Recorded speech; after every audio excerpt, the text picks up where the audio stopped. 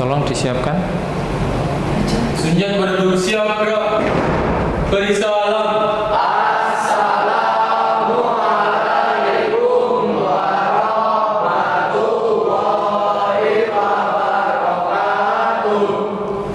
Waalaikumsalam warahmatullahi wabarakatuh. Selamat pagi.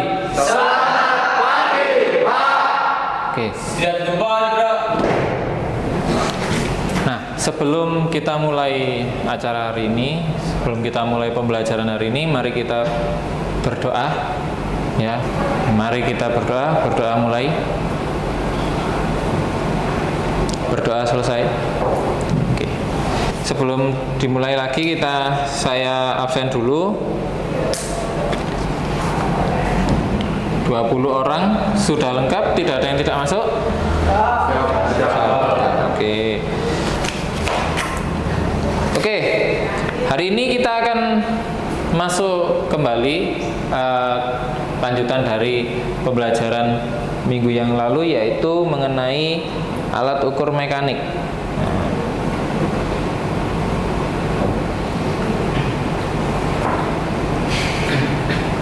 Masih ingat ya alat ukur mekanik apa aja kemarin? Jangka sorong, mikrometer,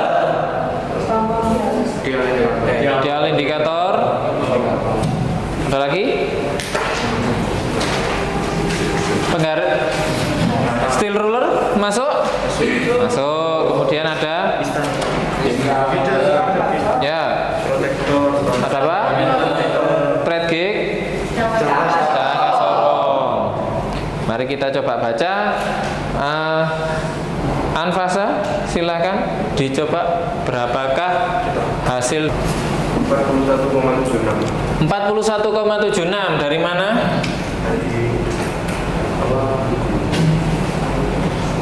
Itu kan Garis ke 40. Oke. Hah? Di garis 41 mm. Oke. Yang lurus itu di angka 0,76. 0,76. 41,76. Jadi langkah pertama apa kemarin harusnya? Lihat posisi angka 0 pada skala nonius. Posisinya pada skala utama dia pada garis keberapa? 1, 2, 3. Berarti dia sudah 3 koma ya. 3 lebih. Lebihnya berapa?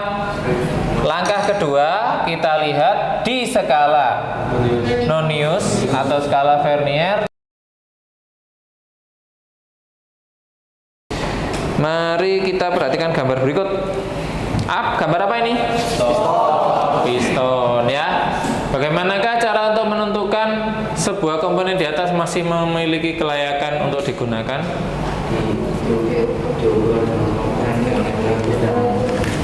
Yang harus kita tahu sebenarnya apa? Standarnya dulu ya. Standarnya berapa? Kemudian baru kita menggunakan menggunakan pengukur. Kita akan masuk ke pembagian kelompok ya. Saya ingin dibagi, ini ada 20 anak, jadi kita bagi satu kelompok 4 ya, satu kelompok 4. Jadi saya hitung saja mulai dari Abdullah ya. Kalau sudah mengetahui semua, saya mohon sekarang berkumpul dengan kelompoknya masing-masing ya. Silahkan ditata bangkunya sesuai dengan kelompoknya. Nah, digeser-geser tidak apa-apa. Oke, silahkan digeser.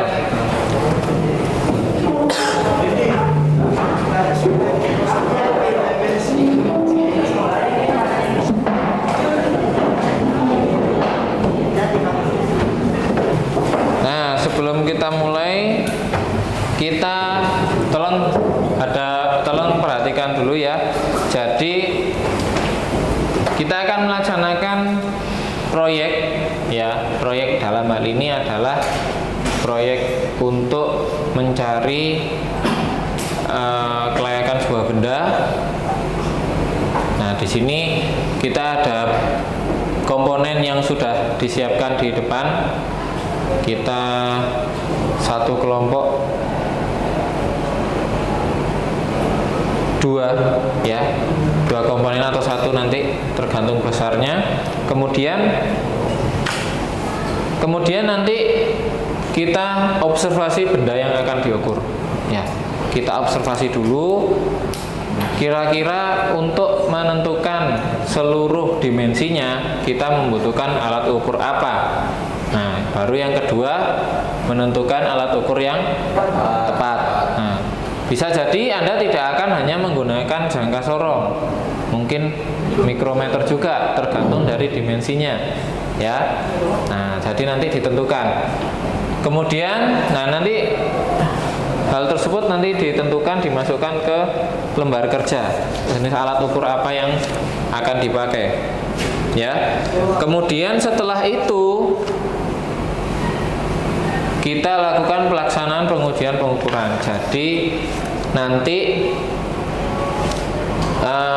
kita buat sketsa ya, kita buat gambar sketsa di kolom sini. Kemudian nanti sketsanya kalian beri ukuran. Jadi setelah memberi ukuran maka diteruskan dengan laporan pada pengerjaan pada LKPD.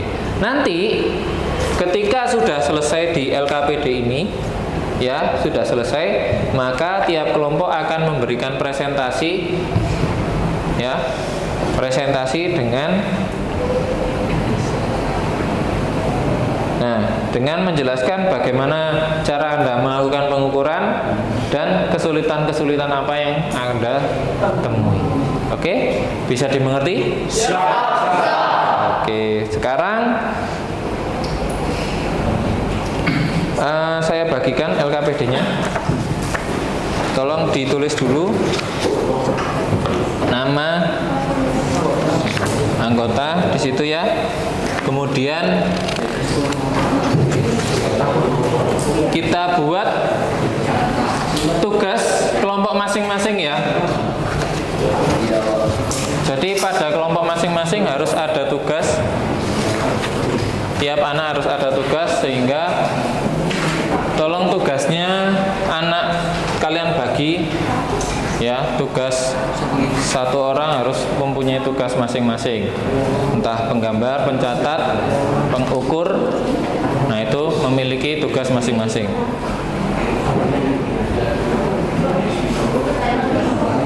Bagian menggambar mungkin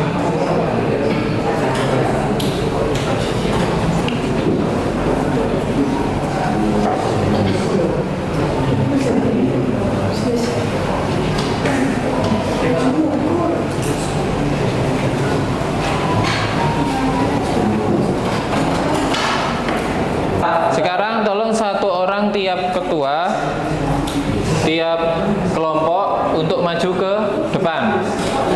Satu orang untuk mengambil benda yang akan diukur. Sekarang tolong kalian observasi ya.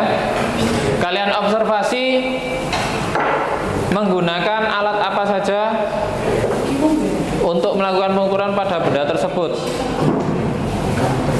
Nah, kalian observasi, lalu tuliskan di LKPD.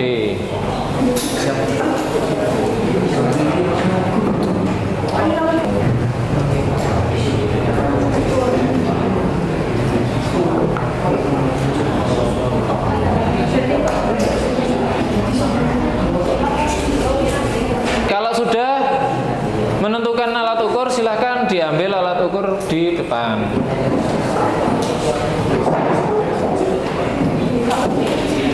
Kita waktu ya, setengah jam cukup.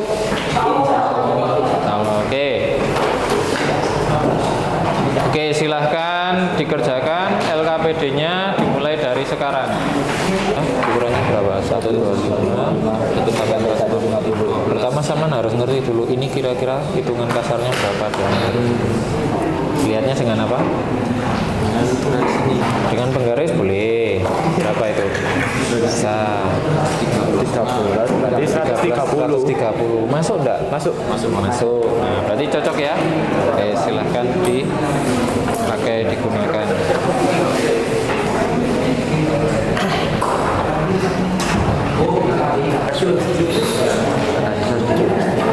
Kalau sama gini, kira-kira bisa pas nggak? Bisa. Gimana caranya? Nah, sama nggak tahu loh. Dari atas ini dia. Oke, coba gimana untuk mengukur diameternya? Coba dilaksanakan, silakan. Pelaksanaannya bagaimana?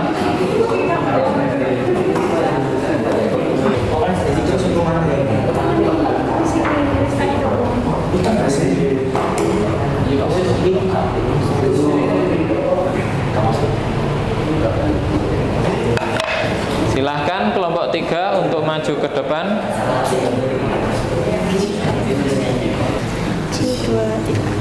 Assalamualaikum warahmatullahi wabarakatuh.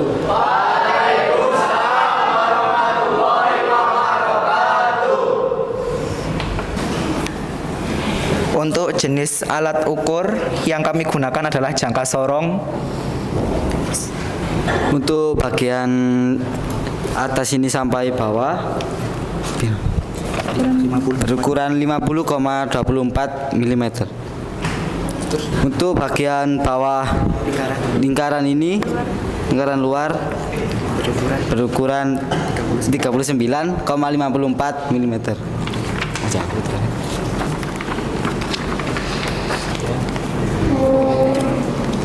Sekian dari presentasi kami dengan mengukur benda tersebut menggunakan jangka sorong. Mohon maaf jika ada salah kata maupun perbuatan. Kami pamit undur diri. Wassalamualaikum warahmatullahi wabarakatuh.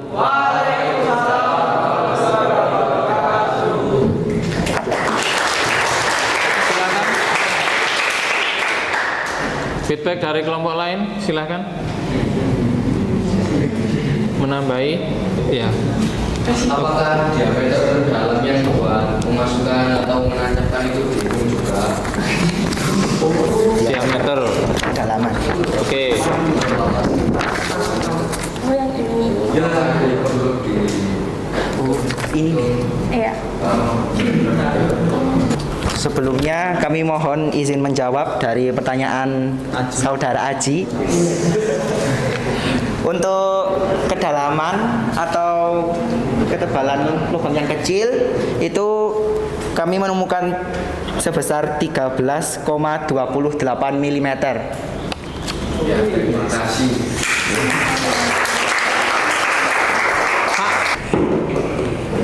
Silakan, ada yang menambahi kelompok lain?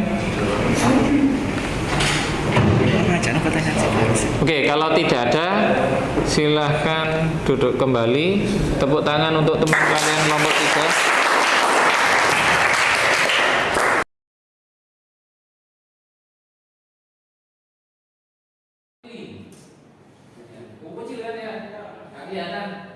Tapi ketika Anda salah menggunakan salah SOP-nya, maka akan terjadi kerusakan pada alat ukur tersebut. Nah, ini yang perlu diperhatikan. Nah, ini saking lebarnya sudah tidak bisa dikalibrasi lagi. Maka tulisannya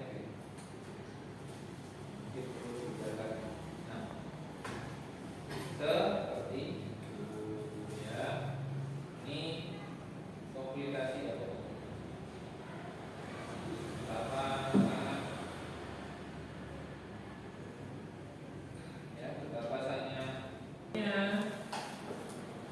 next time ya. Next time setelah kita pelajari alat ukur mekanik, maka kita akan masuk ke alat ukur elektronik, alat elektrik. Ya, salah satunya seperti ini. Ya, apakah ini bisa pelajari minggu. Oke. Silakan bisa dipelajari apa kalian namanya apa itu mungkin bisa dipelajari.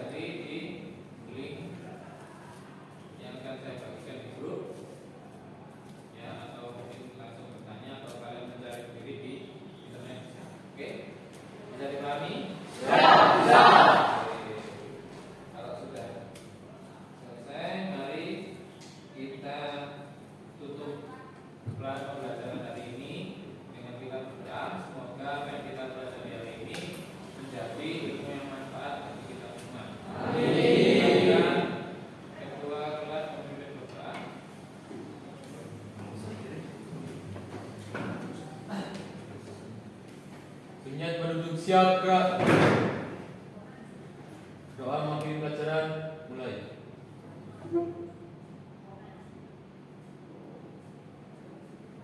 Selesai. Beri salam.